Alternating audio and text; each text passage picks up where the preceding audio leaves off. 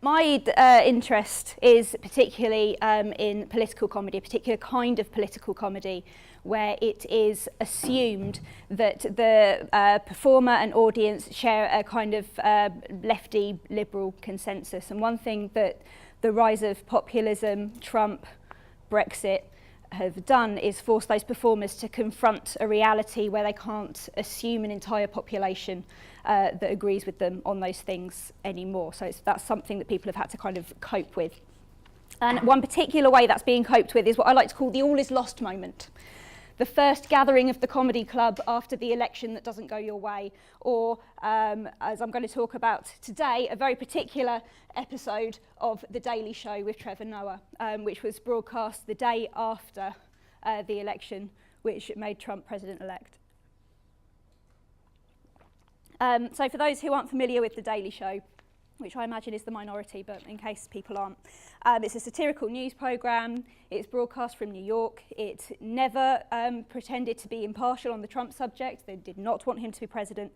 There was an episode that aired on the day of the election, and at the moment that aired, it was looking likely for the first time that Trump would be president, but it wasn't definite. So it was the episode the day after that really had to cope with the fact that this was a side that had lost. On the night, they knew enough to insert this in their title pages. No, no, please no. Oh God, no, no. But it was on the next day that the jokes started to try and cope with the reality of the Trump presidency. So what Trevor Noah is highlighting there is the moment that Trump and the team realised that he's going to be president, and that their facial expressions suggest that it might have been a surprise to them as well. Or as Trevor Noah put it, that is the face of a man whose bluff has been called and he's only holding a 2. Other comedians appearing on the show also had their angry digs. That's Michelle Wolf describing Trump as the worst thing to happen to women since yeast. And Hassan Minhaj, like many Americans, I have spent the last 12 hours refreshing the Canadian immigration website, which keeps crashing. So I am panicking because melanin doesn't rub off. So there, in theoretical terms, Lawrence Mintz said that a joke occupies the space or is a critique of the gap between what is and what we believe should be. And that comes across really clearly in a lot of political comedy. That's the space political comedy occupies, and it's the space that these guys are occupying. But I think actually these particular moments, these all is lost moments, demonstrate something else as well about what political comedy can do for us at these moments. These are a couple of stills from the end of the moments where the two correspondents, the other comedians, appear on the show. And the reason for these little blobby things here is that they're about to cut to commercial break. So what's happening here? This is Trevor Noah pulling Hassan Minhaj in really close after he's delivered his bit about how his mother, who is a Muslim abroad, won't be definitely getting back into the country. And this is Michelle Wolf holding back tears, talking about responding to Hillary Clinton's statement the day after the election, that little girls shouldn't feel that they are less valuable or that they can do less because of this. And this is the sort of comforting handhold. It's important to note that although these are framed as the moments between those particular people, these moments between friends, they're also very clearly performances. They're on film, they're in front of a large audience, and this is something about the community that these people have with their audience, as well as the community that they have with each other. So that's one thing I think comedy does for us. It acknowledges that we are a community, or the community involved is angry, bereft, that it's in mourning, and that it's supporting and that it's going to carry on. Importantly, I think it also does something in terms of telling the story. So a quote from Minhaj: "Look, Donald Trump won, we've got to take the L. He spoke to people who felt ignored by Washington and they wanted their jobs back, and I understand. They deserve to be heard. But I can't forget something else I heard. On December 7th, 2015, Donald Trump called for a total and complete shutdown of Muslims entering the United States. So if you take that deal, what you are telling me is, hey man, I don't hate you, I just don't care about you." And what he's doing there is partly reframing the narrative from something about class and the left behind to saying that actually racism is something different. And Bridget Christie very similarly made that argument in her show Mortal right after the Brexit debate, that there are differences here. So it's about reframing the narrative and about talking about how to carry on. I think that's the first thing that we expect political comedy to do for us in the all is lost moment. The other thing that seems to me to be a growing trend is for comedy to be expected to respond to the fact that the news is bad. And this is a quote from Alison Douglas's book, A Conservative Walks Into a Bar. People increasingly seek out political humour because the news today is bad. It is bad in the sense that we live in difficult times with war, economic hardship and an angry, polarised political climate. But the news is also bad in the sense that compared to past journalism, the quality of the news we receive today is dreadful. Punditry has blurred the line between fact and opinion so thoroughly as to be pointless, and an increasing reliance on soft news and infotainment has left many Americans exasperated by the lack of real information they receive. Douglas is saying this in the context of trying to explain why programmes like The Daily Show have become a genuine source of political information for the public and particularly for younger people. And since she wrote those words, fake news has become a much more prominent kind of genre, if we can call it that. And that's a kind of news that doesn't even signal that it is collapsing in to comic license and the right not to tell the truth that comes with that, that it's collapsing into gossip. It's news that pretends to be true. This photograph, photo still, is taken from the moment that Krishnan Guri Murphy of the Channel 4 News suggests to Trevor Noah that he, Trevor Noah, might have the platform to combat fake news.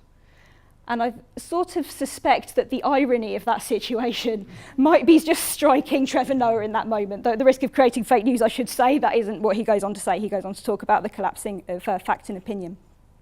Interviewed on BBC Hard Talk, Trevor Noah takes Zainab Badawi to task. She tries to distance herself from the idea that she's describing Donald Trump as belonging to the far right by saying she's not saying that he himself holds far right views, but that some people who do have responded to him. His response is, look at you as a news person. You're in the uncomfortable position where you have to appear not to say anything that implies anything, even though it is laid out before us. Of The Daily Show, Noah has said, one thing we do is maintain factual accuracy, but he quickly distances himself from the idea that this is about, as he puts it, moral high ground. He says he keeps it that way because he believes that the best jokes are based in truth. And I'm not sure that that's still what audiences expect. I think there is an audience of a particular kind of political comedy that absolutely expects that they can go to political comedy to receive a higher quality of debate than they might be able to assume from mainstream news media outlets. I'm not talking there about all news media, of course. Another example, to draw a parallel with Brexit again that I could give, is that on the night of the great debate, so the big debate in the O2 Arena that was televised between Remain and Brexit campaigners, Chris Coltrane, performing in Camden, made the point that the immigration debate is partly tied up with austerity. It's partly tied up with people thinking that they can't get enough. When Frances O'Grady tried to make that point on the stage at the O2 Arena, David Dimbleby told her to stick to the subject. The subject being mainly things that didn't say too much but were prefaced by either take back control, there can be no silver bullets, or speaking as a mother. So long as your platitude was prefaced by one of those things, it seems that it was in fact sticking to the subject. So in conclusion, what I think about the way comedy is responding to the rise of populism is that for one thing, audiences might be expecting it to deliver better quality information than the news media sometimes. And for another thing, that these are places that people go at moments of loss to get the story that we can all carry on with. Thank you very much.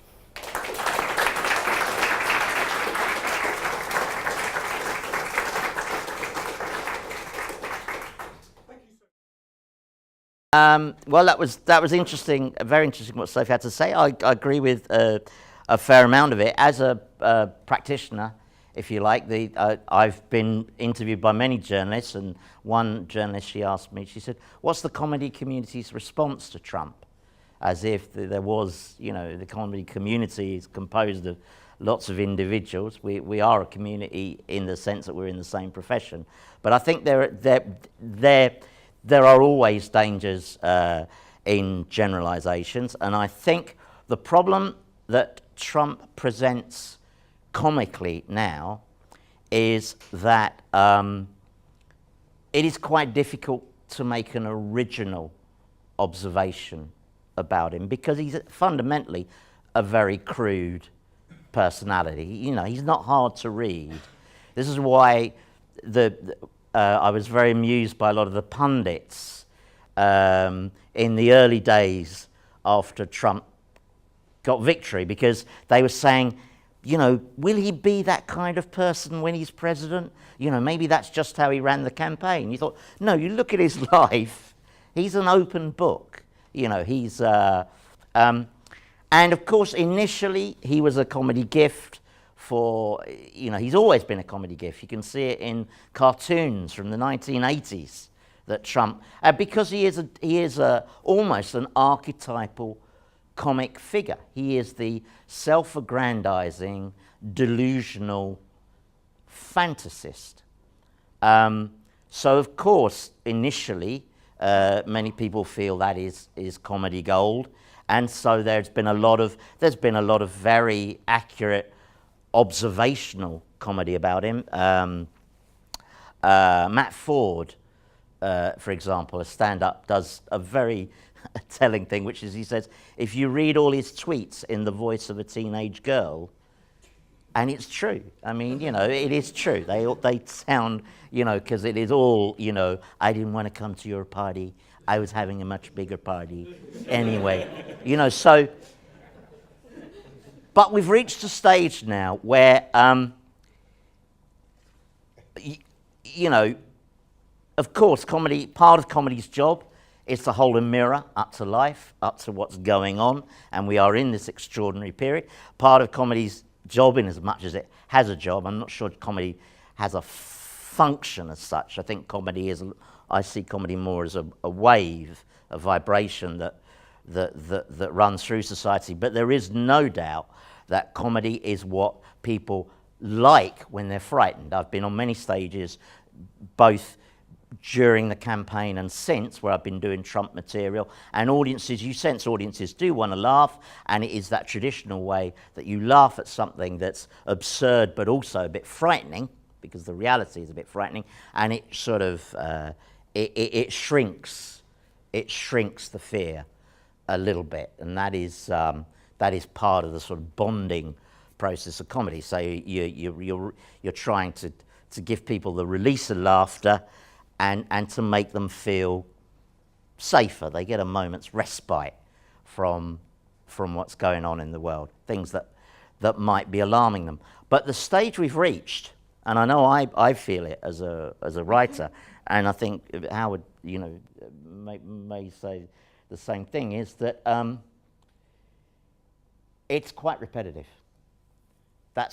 Trump is basically hit and repeat most of the time. I know he's repetitively unpredictable in that you never quite know. So yes, you can always do jokes about the latest mad thing he's come out with, or the latest mad thing that he's been filmed doing. But fundamentally, one of his key characteristics is relentlessness. He is attritional. And the reason he's successfully relentless in his life is he doesn't care about anyone or anything. And if you don't care, you can be relentless, because I don't believe, when people say he's getting tired or anything, I don't believe that any of this takes any emotional toll on Donald Trump whatsoever. So he will outlast, in that sense. I mean, hopefully he may come a cropper because something criminal will have happened, but in terms of his own stamina, he will outlast everybody. That battle that's going on in that press room, where those journalists are trying to fight sort of Rorke's drift action on behalf of free speech, he is likely to win that because of this relentlessness. So I think that there is, creatively, there is a battle to continue to be original and observant about what's going on. I mean, I think, you know, comedians, we have a duty to point out how dangerous it all is, but in a way that Sophie remarked upon, which is that it is a kind of hand-holding, comforting exercise. But how do you be inventive with him as a comedy subject is, I think, very difficult. That's not to say you shouldn't do it, and it's also not to say that any anger should dissipate. I got accused of being a Trotskyite by the Times the other day, and I think they confused me with Jeremy Hardy because we got very similar voices. But and this one said to me, "But you are political," and I said, I'm not really political. I just get annoyed about stuff, and I think that you know, seeing what you regard as universal human values being damaged or attacked, you know, it is important to keep the anger there. But how do you stay inventive? And it seems to me that in a way, although you have to keep writing about Trump because he's currently the most powerful person in the world, I think we have to sort of move on to the atmosphere. You know, Trump didn't come from nowhere. There's a temptation to see him as an outlier who just came from nowhere. He's not. He's the kind of mutant, illegitimate progeny of the people who groomed him. You know, the Roy Cohns, the Roger Stones, these kind of people.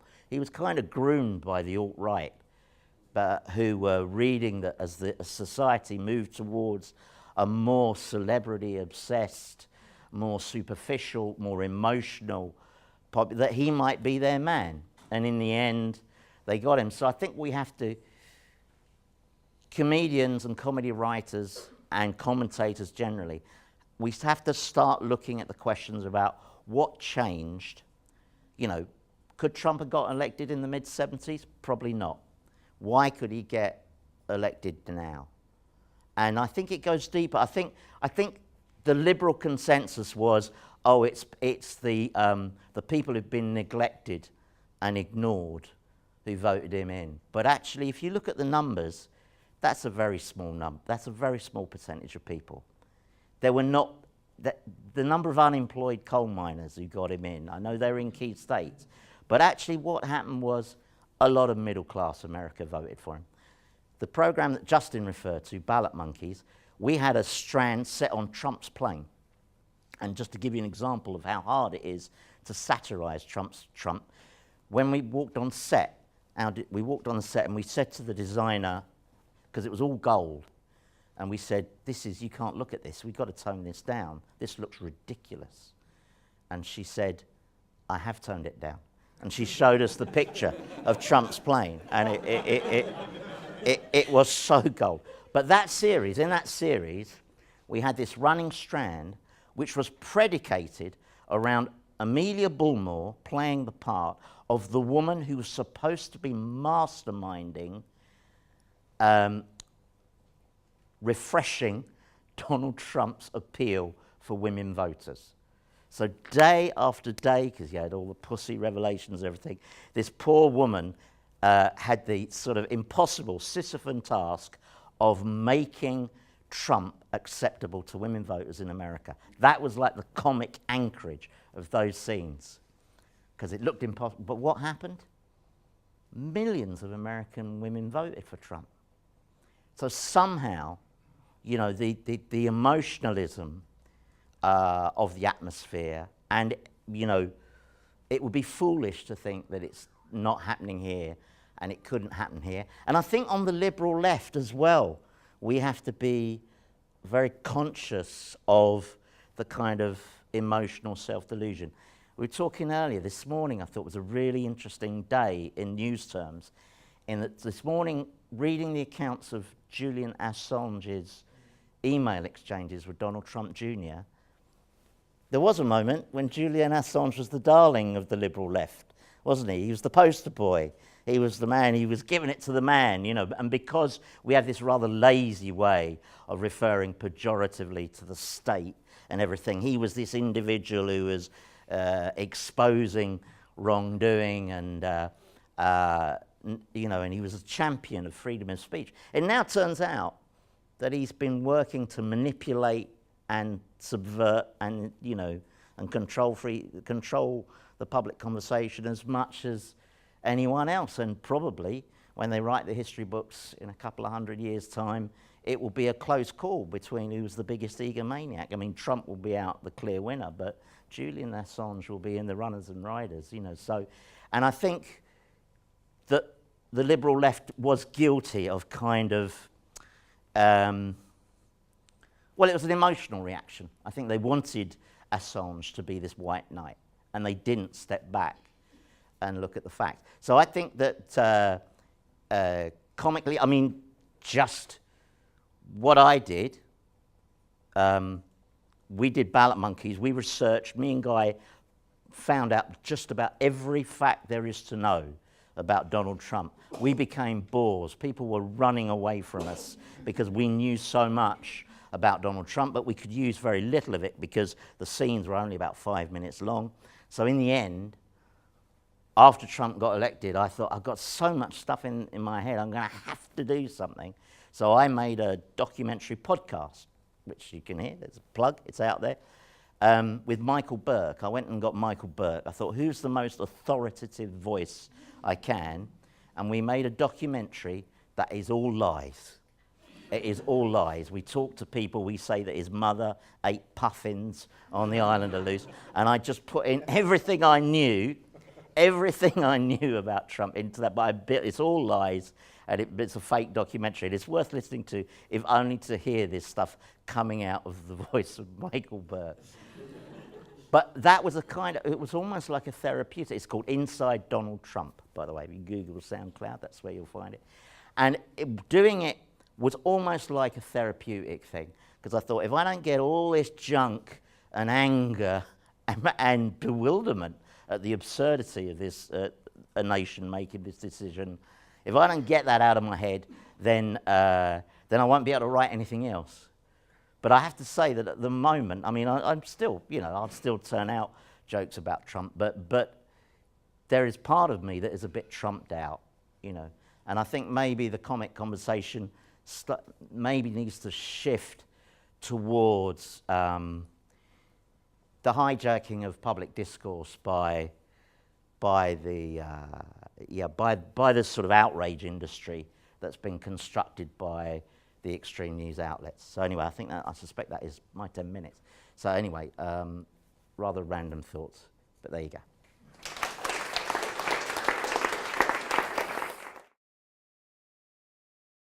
So I study elections and American politics, and I was in Iowa at the Iowa caucuses with a group of political scientists, and I had always wanted to go to see the caucuses, and we all, were talking about Trump, and all of us wanted to see him.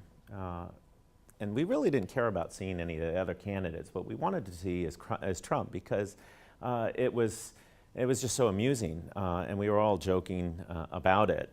And he came and he showed up in his plane, and he's handing out these silly hats. And what was also we thought was amusing were the people that showed up to hear him in Iowa. And I mean, frankly, they looked like they came out of the woods. And we'd never seen people, and so the whole thing was quite amusing. And I remember as the campaign went on, and each debate that would come up, it was just sheer entertainment watching him and tuning in to see what he would say next. And this, I think, was. Is one of the reasons why he was so successful, in part because he was viewed as a joke. And he's no stranger to comedy. Some suggest that the reason why he decided to run for president was what happened in 2011 at the Washington Correspondents' Dinner, which was which featured President Obama, the president. And it was a night of comedy, basically. And Obama got wind of the fact that Trump had been invited by the Washington press to attend. I think he knew someone there, and he was invited to be in the audience. And so Obama took that as an opportunity to have a few laughs at Trump's expense, particularly if you think about what Trump was behind this movement, this birther movement, which suggested, or not just suggested, but basically argued that Obama was not a legitimate president because he wasn't an American, he was never born in the United States, and this prompted a whole discussion, which actually culminated in Obama having to produce his birth certificate. So Trump was behind this outrageous accusation, and it fits in with his whole demeanor. He's a conspiracy theorist, and he believes in all of this stuff, and he certainly used it to gain a lot of notoriety. But in any event, he was the butt of jokes by the president, and he sat there in the audience, and he sort of laughed. And then after Obama was finished, Seth Meyers of Saturday Night Live came up to the podium, and he had just a blistering attack on Trump, and just a series of endless jokes about the guy. And just looking at that footage, Trump's reaction to that was quite different. He was very serious, and he just listened, and he just sat there, and he never smiled. He looked quite angry.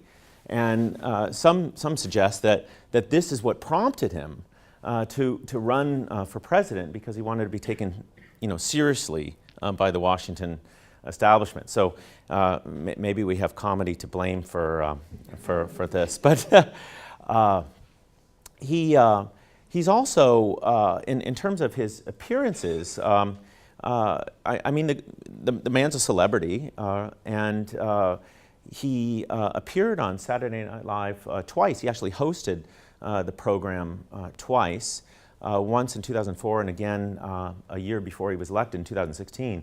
And when they invited him to host the program in 2016, he was a controversial figure, obviously, because he was running in the primary, had announced that he was running for president, and he had made these outrageous statements about various things. So he was quite controversial, but in effect he wasn't taken seriously, and I think this is the important thing to keep in mind, that he was always viewed as a clown. He probably still is, and for obvious reasons. But I think in many ways that he was so underestimated that this might be one of the reasons why, in fact, he's been so successful, at least at winning the presidency. And you could see this with the Clinton campaign, that I think that they obviously made a lot of strategic errors, and in hindsight. Never to campaign in Michigan, for example, seems like a tremendous blunder, or Wisconsin, when you think about that the election turned on just thousands of voters, or tens of thousands of voters, which is nothing. And I think that sense of the expectation game, that politicians tend to be more successful when expectations are low. I mean, no one ever thought that Brexit would pass.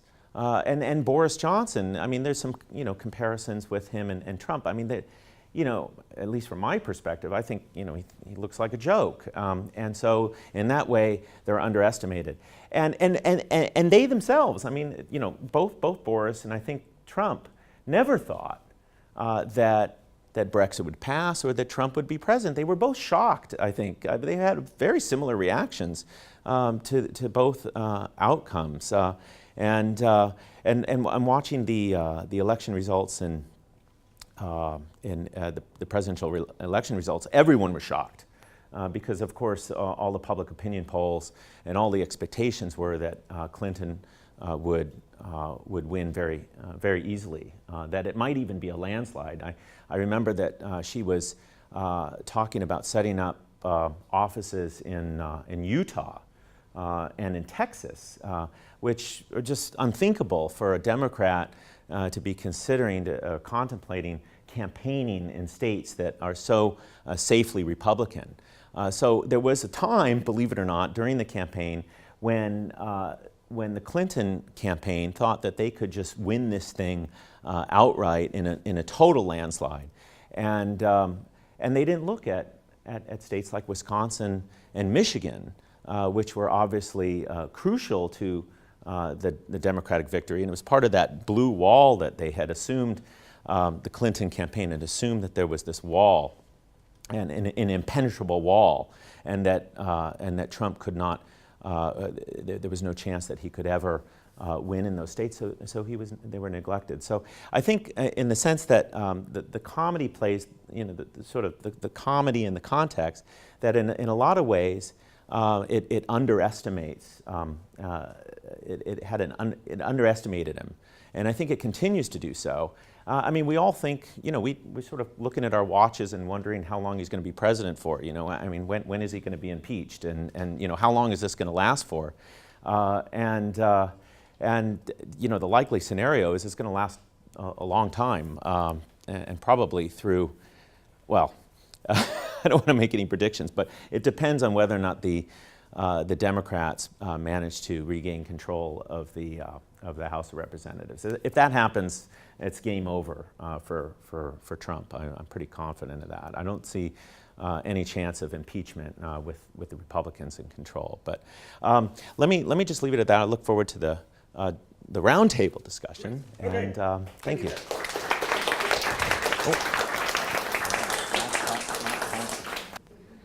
I think we have to make a distinction between what we call comedy and being funny and making people laugh. Comedy needn't make people laugh, I think. It can have a bigger meaning than that.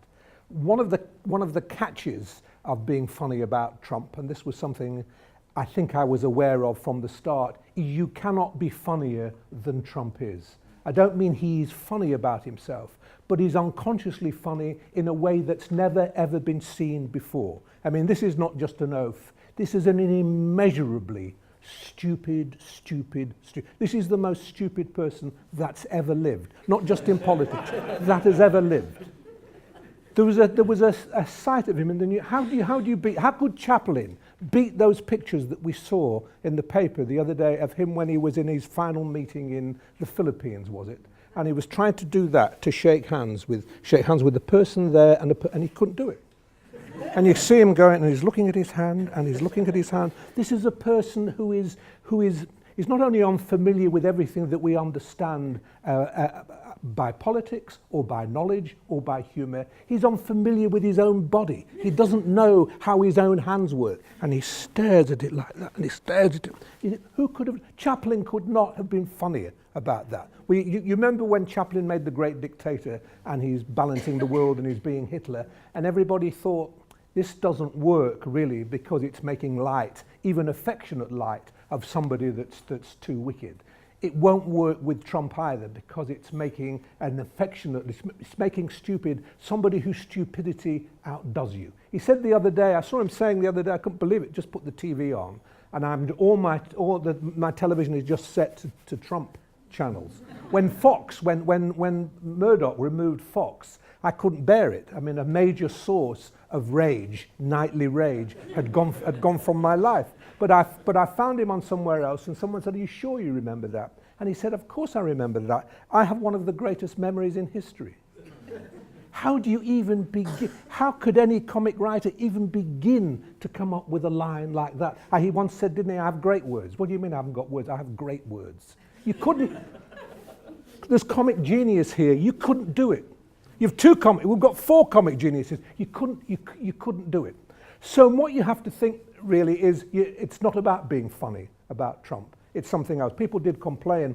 Some people complained when Pussy was out that it wasn't funny, that it was something else. I don't know why they complained. I'd never said it was meant to be funny. But they saw a cartoon on the front and they thought, that must have jokes in it that make you laugh. But there can be jokes in it that don't make you laugh. A joke doesn't have to be funny. A joke can be so sour, it goes beyond laughter. There's a wonderful essay by the French poet Baudelaire about where comedy comes from. And he imagines the Garden of Eden, and he says that had God had his way and had everything been perfect in the Garden of Eden, and had Eve done what she was told and Adam done what he was told, there would have been no humour. What would there be to laugh about if everything was perfect? Humour is what happens after comedy, is what happens after the fall. We have the fall, and then we're able, this has already been said, and then we're able to measure the distance between what ideally should be, what an imaginary God wanted us to be, and what we actually are. But that isn't funny. It can be funny, but it is not necessarily funny. Swift said something fascinating about this. It's a famous quote in a letter to Alexander Pope. "The chief end I propose to myself in all my labours is to vex the world rather than divert it." Swift is one of the greatest satirists that's ever written in English. He isn't funny. You can find bits that are funny, but I don't think many people have read A Tale of a Tub or Gulliver's Travels and roared with laughter. But it's nonetheless, it belongs, we know it's satire that belongs somewhere or other to comedy, and we could spend a lot of time saying what is it that makes it belong to comedy, but it does. But what's fascinating about that is not just the idea of vexing rather than diverting, it's vexing the world. The satirist who is, by virtue of being a satirist, belongs somehow or other to comedy, by that definition, isn't just vexing the object. He is vexing the world, everybody. And I think when you come to deal with the Trump phenomenon, the Brexit phenomenon, you are dealing with everybody because everybody is to blame.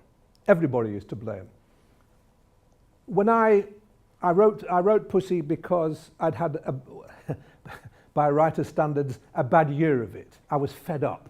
I used to write a column for The Independent, and at the beginning, and for 20 years I wrote a column for The Independent, and then The Independent closed. That was at the beginning of last year, and I thought, how wonderful, I don't have to write a column anymore. And anyway, I can't find anything to write about anymore. It's quite hard work each week having to find something to write about. If you're a TV critic or a food critic, it's easy. You write about the thing that you just watched or tasted. But when you're just making it up out of yourself, it's quite difficult.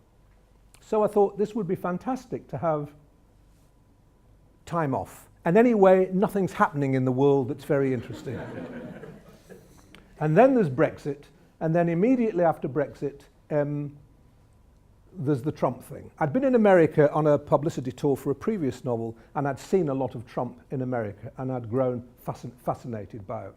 Fascinated as a writer because he was a person who was attracting people by virtue of having no language. We often see frightening orators. Hitler was a very good orator. One can think of lots more. But here was somebody whose terrifying power to persuade people resided in his inability, you would think, to persuade people, because there was no oratorical gift whatsoever. And we were suddenly in this negative world in which people were being moved by the absence of anything to be moved by. You just stared at it and thought, how is this happening? And the less he said, the more they liked it. And then at one point, at this moment, you kind of did wonder whether there was something canny about it. I don't think there is anything canny about him. I think he's beneath canniness. But just at this moment, when he turned, it was in Nevada, I think, and he said, you are the uneducated, I love the uneducated.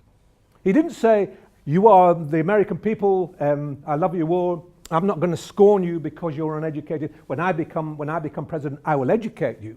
The implication was, when I become president, you will remain uneducated, because uneducated is a blessed state. Because look at how vile all the educated are. And it was at that moment no, it wasn't at that moment, it was actually Gove started it. Gove started it with the anti-expert thing, which was why Trump was so interested in Brexit and Gove. And then Trump put the final nail in it. There is a war out there now between the educated and the uneducated. And at the moment, I think the educated don't know what to do about it. And one of the implications of what we're talking about today, one of the things we might find ourselves saying is, should we shut up? Should we shut up? Because every time we make fun of Trump, the uneducated who voted for him will like him more. We've already seen an instance of that, where the fact that he's, we saw an instance of it in relation to women, when he talked about what gave me the inspiration for pussy, when he talked about grabbing pussy. It's quite hard to grab. It's quite difficult. It's quite a difficult. I mean, when he talked about sex, he always strikes me that as to be numbered amongst his ignorances is an ignorance of sex. I suspect that he's never had any sex. Where the children come from, then that can't explain. IVF or something, or there's a brother, isn't there? But when he talks about sex, you think that if you'd even had any kind of basic sex, you would know you actually can't do that.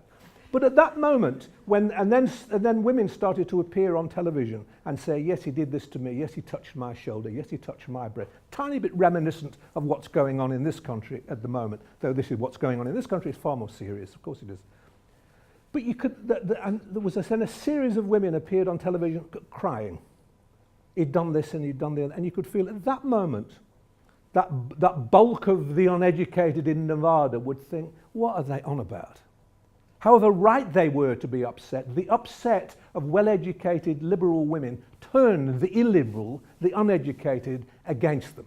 And that really is what's so frightening about what's happening at the moment. Because there's a way in which the ugliness of Trump perpetuates itself. That's somewhere else to go. But just a couple more things. Why do we write a thing like satire? Will it do any good? I've no idea whether being satiric about Trump will be any good. It actually might do harm. I don't think there's anything we can do about that. We can't suddenly shut up because we will annoy the uneducated of Nevada. We can't do that. But one should say that when I wrote Trump, when I wrote Pussy, I did it because I did it very, very quickly, which is not how I like to write, and I did it for me. In the end, I think a writer can only write initially for themselves, and then the fancy stuff, I did it for the race, I did it for humanity, I did it out of altruistic impulse. That comes later. But unless you write for yourself at the moment, then it doesn't work. I wrote for me because I had to feel better about things. And one of the ways I thought I would feel better about things was not to attack Trump. That's too easy, and it also becomes repetitive. I wanted to do what Swift said, which was to vex the world, because I blamed the world.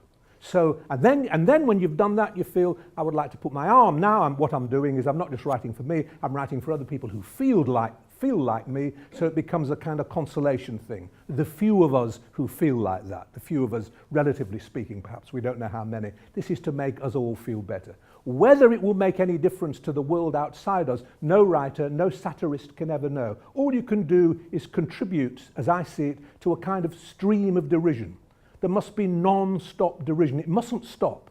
You mustn't get fed up of it. It must never, ever stop. We must deride this person every day, every minute, because otherwise it will start to feel normal. It will start to feel normal to have the most stupid human being that ever lived as the most important person in the world.